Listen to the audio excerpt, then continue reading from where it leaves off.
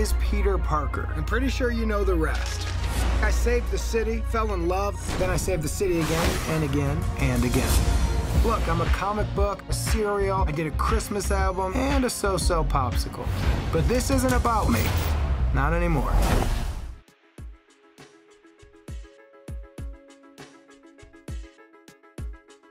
I mean, Miles Morales, you know, for the last 3 years, he's kind of meant as much to me as my family.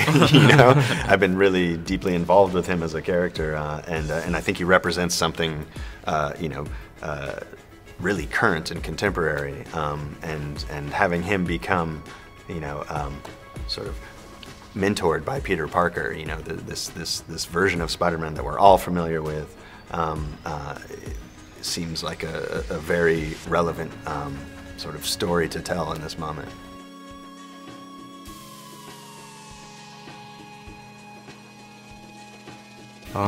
I didn't get the socially awkward vibe from this movie, but at the school he went to, I mean, kids just weren't as open, and you guys did a good job of showing that, because that's real life.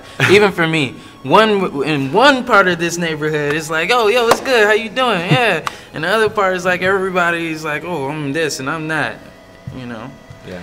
But anyway, what is it like? What does it mean to me? It's very important. I saw Miles Morales as a kid on screen, very briefly, and I felt like I was looking at myself on screen. So for me to be able to play that role for another kid now is important, you know. So.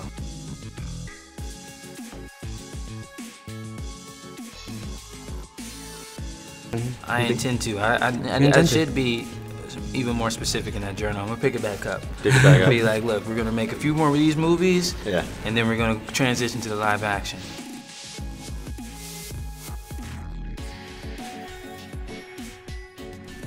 There might be, yeah. I mean, you know, I think, you know, in our trailers we've revealed, you know, Spider-Man Noir, SPDR Penny, and Spider-Ham, and Gwen. You know, SpiderGwen is a big part of this movie. Who I love, by the way. Yeah, she becomes a good friend to Miles, and a confidant and a support system for Miles. You know, and we brought them into this movie, you know, just to try to sort of build a metaphor for all those kids out there and those teens, you know, that have experienced this feeling alone and feeling like they're the only one like themselves, and then Miles realizes, oh, there are others like me, you know, and they kind of come together and band together as a team and kind of support him and help him figure out how to use and control his powers.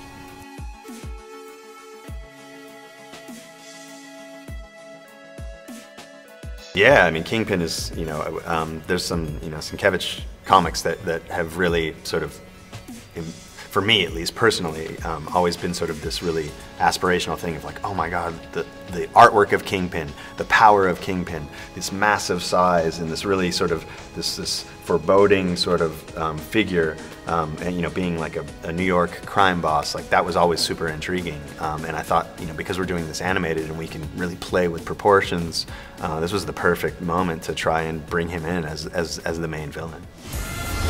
This was never your city. It's mine. If I don't destroy the Collider, none of us will have a home to go home to. Remember, what makes you different, Let's go! is what makes you Spider-Man.